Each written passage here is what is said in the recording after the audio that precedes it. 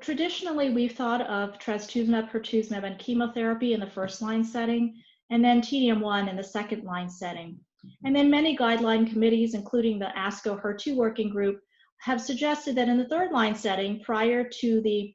presentation of both HER2 CLIMB as well as the DESTINY-01 trial results, that in the third-line setting, before those trials, it was really kind of dealer's choice, and that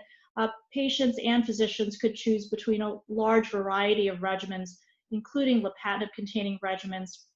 neratinib-containing regimens, as well as regimens looking at trastuzumab with chemotherapy. What this study demonstrated is that for the third-line setting, certainly would be reasonable to consider the HER2 CLIMB regimen, that is tucatinib, capecitabine, trastuzumab, given its superiority over trastuzumab chemotherapy.